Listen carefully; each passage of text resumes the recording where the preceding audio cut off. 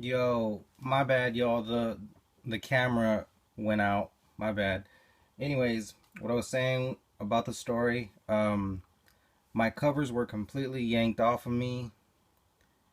Um, and like I was saying, my there's no way that my cousin could have ran away without me not hearing him. Uh, Sorry about that. My camera went out. The recording went out. My bad. And like I was saying, the my cousin, he he couldn't have just yanked the covers off me and ran away without me not hearing him. So I know for a fact that it it it, it most likely wasn't my cousin that ripped the covers off of me.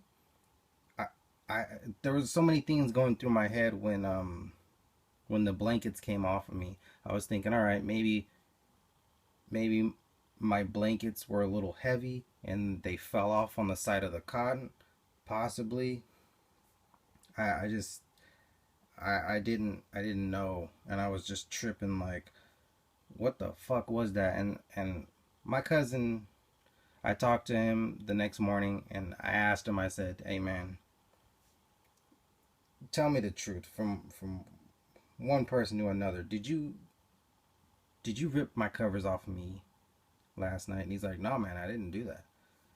And I said, "You swear?" He's like, "I swear to you. I swear to God, I did not fucking rip your covers off of you." And I thought, all right, fuck, that was weird. I mean, that's when I started to kind of in my head think, okay, maybe there is something wrong with the house. Maybe there is something there that I'm not noticing or I'm not seeing. Maybe there is something inside the house. And over the over the past couple of months before my cousin moved, I stayed there, and I remember there was this one time I slept in the living room by myself. Or not by myself. I slept in the living room with my cousin. He slept on one cot and I slept on another cot. And we both stayed in the living room, and my cousin lived with his mom, just his mom, because my auntie Linda, she's a single mom, and my aunt stayed in her room by herself, and me and my cousin slept in the living room on these two cots. And I woke up around about 1 in the morning, I'd say, like 12 or 1 in the morning, and I looked over at my cousin's cot and he was gone. And I thought, where the fuck is this fool? And then I went into the bathroom because I wanted to see if he was in there because I was scared. Like, where the fuck did he go? And my cousin wasn't in the bathroom. And I looked into my aunt's room, and my cousin, this fool, was sleeping in the bed with his mom. And I thought, what the fuck? I'm like, this fool just left me like that in the living room to come sleep. I'm like, fuck, man. And I was like, damn, Greg, you motherfucker. And I was like, you motherfucker, man. Then I just figured out he could sleep with his mom. And so I was like, I'm just gonna go back in the living room and go back to sleep. I went back into the living room and got in my cot, got under the covers, and I'm telling you, I could not close my eyes for more than 5 seconds because I just felt like something was watching me.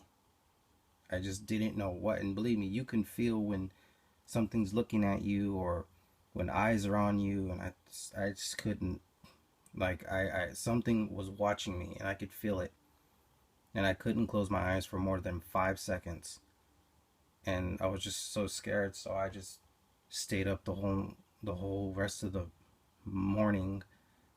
And I was just staring around for like 7 hours just waiting for the sun to come up. I was just scared. And that's when the next day I told my cousin, okay, maybe there is something wrong with the house. My cousin's like, see, he told you.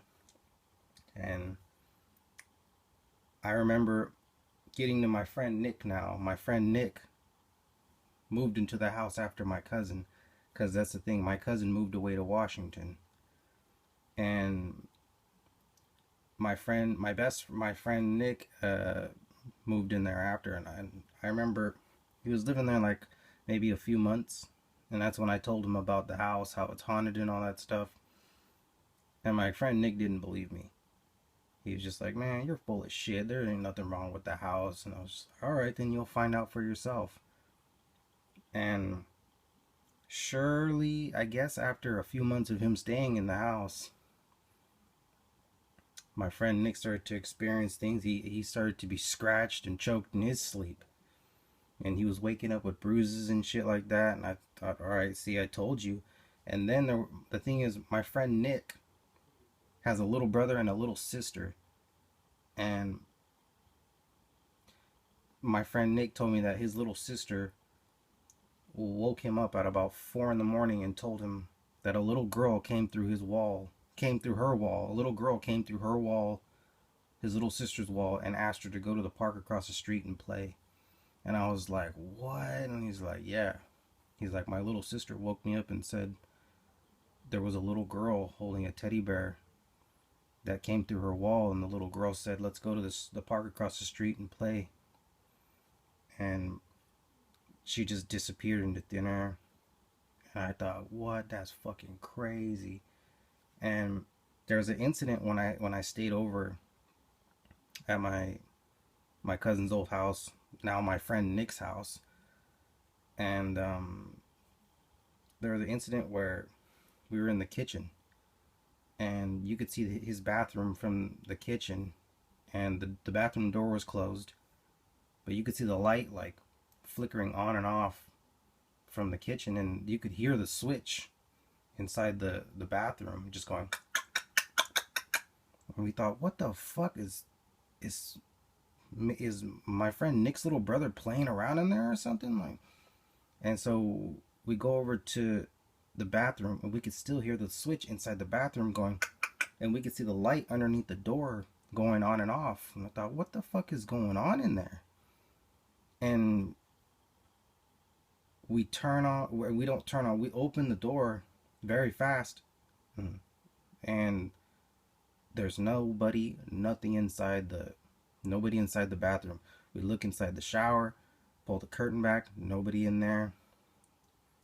There's nobody in the shower, nobody in the bathroom. We're like, what the fuck? And that's when I realized, okay, there seriously is something wrong with that fucking house. And my friend said that there was an incident when he was walking in his hallway, and he said he literally felt a hand touch him on the shoulder, and he turned around and there was nothing there, and nobody there. And I thought, fuck, man, that's some crazy fucking shit.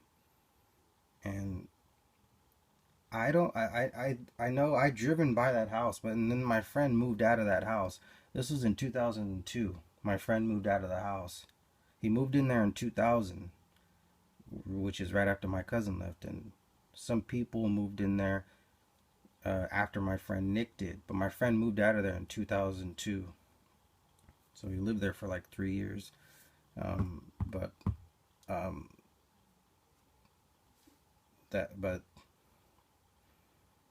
that's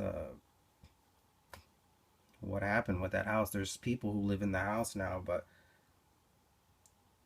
I mean, I don't know if because I've driven by that house lots of times, because I go to, you know, go to my grandma's house and stuff like that, and I drive by the house that my cousin Greg used to live in and my friend Nick used to live in. I drive by that house and I look inside of it. I look at it every time I drive by it, and I'm just like, damn, those people just don't know. Because there's people who live there. I see cars outside in the front of the driveway, and I'm just like, those people just don't know that house is fucked up. But I feel bad for the people who live in there now. They just don't know that house is fucked up. But anyways, guys, that's how I met my friend Nick. He moved in there after after my cousin Greg moved out, and that was that. But thank y'all, guys, and I hope y'all enjoyed the story. Leave a comment, subscribe. Thank y'all. Love y'all.